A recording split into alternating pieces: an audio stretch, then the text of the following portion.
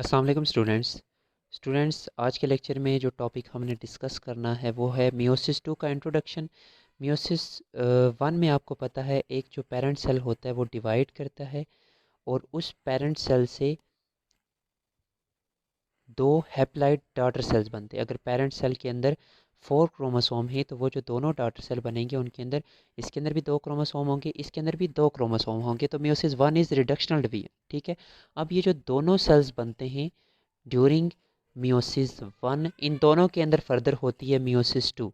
ठीक है, इसके अंदर भी मियोसिस टू होगी और इसके अंदर भी मियोसिस टू होगी। ठीक है, और उस मियोसिस टू के नतीजे में क्या होगा, इससे भी दो डॉटर सेल बन जाएंगी और इससे भी दो डॉटर सेल बन जाएगी। क्योंकि मियोसिस टू मैंने आपको बताया था जस्ट लाइक माइटोसिस होती है। माइटोसिस में आपको पता है जिस तरह का पेरेंट सेल होता है उसी तरह के डॉटर सेल्स बनते हैं।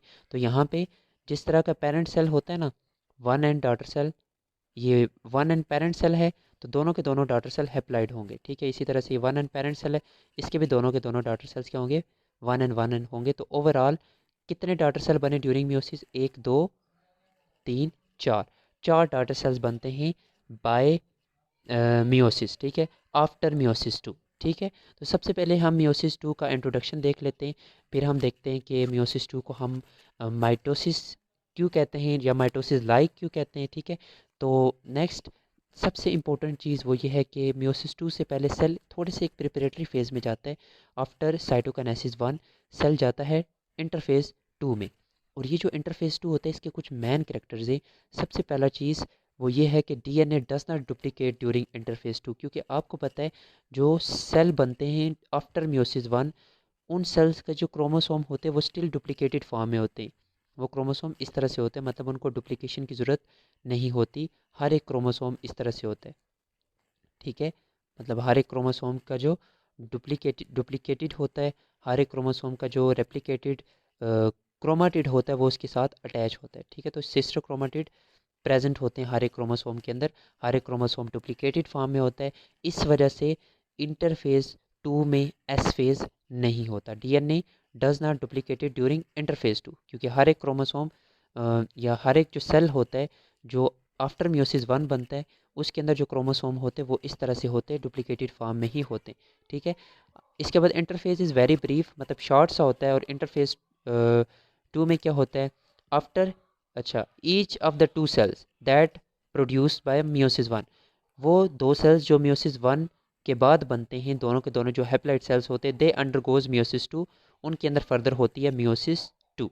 ठीक है, अब जो मियोसिस टू होती है इसको हम सेकंड मियोटिक डिवीजन भी कहते हैं। Meiosis two is simply mitotic division, यानी सारे के सारे इवेंट्स जो आपने माइटोसिस के अंदर पढ़े वो सारे के सारे इवेंट्स आपको यहाँ पे देखने को मिलेंगे। इसको माइटोसिस इस वजह से कहते हैं क्योंकि it is just like mitosis. Mitosis में क्या होता है कि एक डिप्लॉइड सेल है, अगर वो डिवाइड कर रहा है तो उसके नतीजे में दो डॉटर सेल बनते हैं जो कि क्या होते हैं, डिप्लॉइड ही होते हैं। ठीक है, और यहाँ पे भी आप देखेंगे एक हैप्लॉइड सेल है, जिस तरह का पेरेंट सेल है उसी तरह के दो नए डॉटर सेल बनेंगे। तो it is just like mitosis. ठीक है, जिस तरह का पेरेंट होता है उसी तरह के डॉटर सेल बनते हैं। तो during meiosis two, two haploid cells divide. Meiosis two के अंदर क्या होता है, दो जो haploid cells during meiosis one बनते हैं ना, they divide and four haploid daughter cells are produced, जिसके नतीजे में चार हैप्लॉइड डॉटर सेल बनते हैं। It occurs to separate sister chromatid as in mitosis. जिस तरह से माइटोसिस के अंदर क्रोमोसोम के जो सिस्टर क्रोमाटिड होते हैं ना, ये सेपरेट होते हैं। ठीक है, इसी तरह से यहाँ पे भी वैसा ही होता है। ठीक है, जो सिस्टर क्रोमाटिड होते हैं ना वो सेपरेट होते हैं। ठीक है, it is occur to separate sister chromatid. और ये सिस्टर क्रोमाटिड जो होता है ना, ये वाला सिस्टर क्रोमाटिड, ये कब बनता है, ड्यूरिंग एस फेज। ठीक है, अच्छा, अब यहाँ पे तो आप कहेंगे कि मियोसिस टू से पहले एस फेज़ तो हुआ नहीं था। तो मियोसिस वन में तो एस फेज़ हुआ था ना, क्योंकि मियोसिस वन में मियोसिस वन का जो एना फेज़ था उसमें सिस्टर क्रोमाटिड सेपरेट नहीं हुए थे, बल्कि होमोलोगस क्रोमोसोम सेपरेट हुए थे जो इस तरह से सेंटर में अरेंज हुए थे। ठीक है, तो वो होमोलोगस क्रोमोसोम सेपरेट हुए थे और क्रोमोसोम स्टिल डुप्लीकेटेड फॉर्म में ही होते हैं आफ्टर मियोसिस वन। ठीक है, तो नेक्स्ट ये हो गया मियोसिस टू का इंट्रोडक्शन। तो यहाँ पे आप देख सकते हैं ये दो डॉटर सेल हैं, एक ये वाला और दूसरा ये वाला। ये बने थे आफ्टर मियोसिस 1, ठीक है। तो इसके अंदर भी आप देख सकते हैं 2 क्रोमोसोम है, इसके अंदर भी 2 क्रोमोसोम है, ठीक है। तो फॉर एग्जांपल ये एक ऐसे सेल से बने जिसके अंदर 4 क्रोमोसोम थे, तो उसके अंदर मियोसिस 1 के नतीजे में ये 2 डॉटर सेल बने। तो इसके अंदर भी फिर फर्दर आगे मियोसिस 2 होगी और इसके अंदर भी मियोसिस 2 होगी, और इसके बाद क्या होगा, इसके नतीजे में भी 2 डॉटर सेल बनेंगे, इससे भी 2 डॉटर सेल बनेंगे और इससे भी 2 डॉटर सेल बनेंगे। तो ओवरऑल 4 डॉटर सेल बनते हैं आफ्टर मियोसिस, ठीक है। तो नेक्स्ट अभी हम देखते हैं मियोसिस 2 में क्या होता है। तो मियोसिस 2 का सबसे पहला जो फेज़ होता है वो होता है प्रोफेज़, जिसको हम प्रोफेज़ 2 भी कहते हैं। नेक्स्ट हम प्रोफेज़ 2 को डिटेल से डिस्कस करेंगे, ठीक है।